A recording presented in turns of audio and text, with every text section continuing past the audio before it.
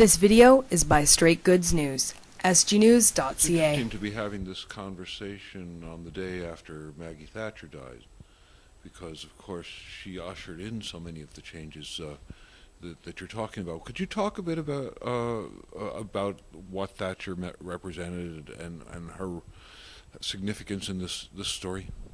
Well, Thatcher and Reagan and, the late 80s, Thatcher took office in 79, Reagan in 1980.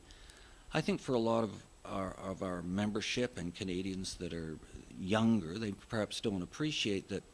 Again, I go back from 1945 to 1980, income inequality was narrowing.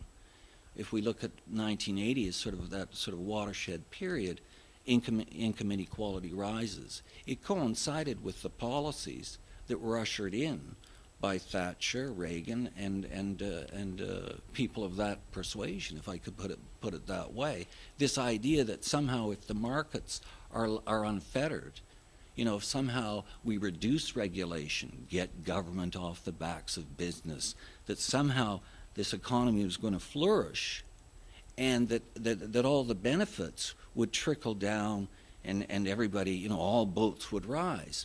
Well, we can say with certainty in the year 2013 that was absolute nonsense, that all of the nostrums, all of their their predictions about what would happen, they didn't come true. What we've got is greater income inequality.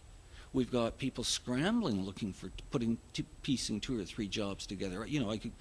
People are carrying much more personal debt in order to maintain themselves. So all of the policies and the philosophy, the ideology that they were promoting. When I think of Thatcher, I think of somebody that said, her notion was that there's no such thing as society, that there's simply individuals, and that, it's every man, every person for themselves sort of thing. I don't think you can build and sustain an economy. I don't think you can build a healthy community. I don't think you can build a healthy province or indeed a country that way.